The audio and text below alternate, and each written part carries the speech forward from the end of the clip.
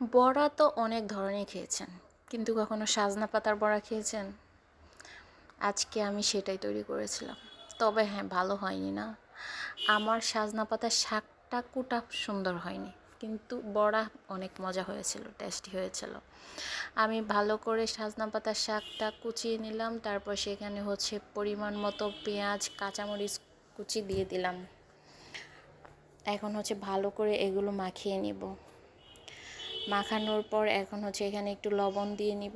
লবণ দিয়ে ভালো করে আবার একটু মাখিয়ে নিব। আবার একটু মরিচ দিয়ে দিলাম, হলুদের গুঁড়া, ধনিয়ার গুঁড়া, এগুলো সব মশলা আমি দিয়ে নিব একসাথে মিক্স করে, তারপর মাখাবো। এখানে আবার একটু গরম মশলা গুঁড়াও দিয়ে নিলাম। এখন ভালো করে মাখিয়ে নিচ্ছি। ভালো করে কষলাতে হবে। দেখবেন ভালো করে কষলানোর পর এখান থেকে একটু একটু করে পানি উঠে আসছে। তবে সাজনা পাতা থেকে এত পানি উঠে না, অন্যান্য শাকগুলো মাখলে আরও বেশি পানি উঠতো। আপনারা ট্রাই করবেন এই শাকে চালের গুঁড়া ব্যবহার করতে, চালের গুঁড়া আর বেসন। আমার বাসায় চালের গুঁড়া ছিল না, শেষ হয়ে গেছিলো, আর বেসনও ছিল না, তাই আমি ময়দা ইউজ করছি। মানে এই হালকা পরিমাণে, ময়দাটা বেশি ইউজ করা যায় না। এখন আমি এটাতে অল্প পরিমাণে একটু পানি দিয়ে নিব।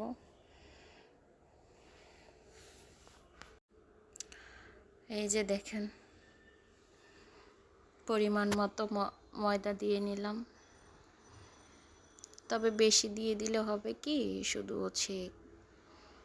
কি বলে, একদম ওই যে আমরা যে বানাই না, পিঠার মতো হয়ে যাবে আর পুড়ে যাবে, ভালো হবে না।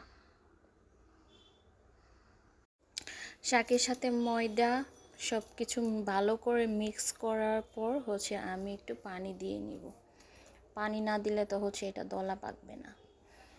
এখন আবার এগুলো একটু মাখিয়ে নিব, যাতে আমরা বড়ার শেপটা তৈরি করতে পারি, সেই পরিমাণে দিবেন। আবার কেউ অতিরিক্ত দিয়ে ফেলবেন না, তাহলে একদম কি বলে, বড়া তো হবেই না, আর এটা ফালানো ছাড়া আর কোনো উপায় থাকবে না।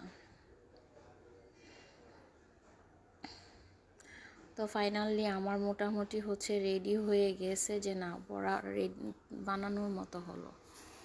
এখন আমি একটা কড়াইতে তেল গরম করে মোটামুটি একটু শেপ নিয়ে এই যে হাতে চেপে চেপে চেপে চেপে তেলে ভেজে নেব।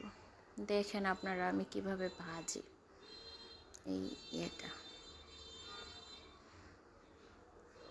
এই যে এরকম একটা কালো কুচকুচে কড়াই নেবেন, যেটাতে বড়া দিলে লাগবে না নিচে। এই যে হয়ে যাচ্ছে।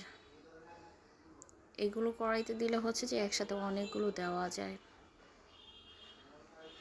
ভালো করে ভাজা যায়।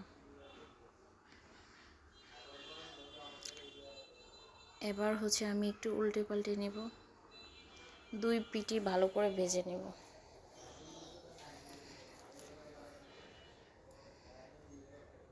আমি যখন এই ভিডিওটা এডিট করতেছি, তখন দেখি আমার আবার খেতে ইচ্ছে করতেছে।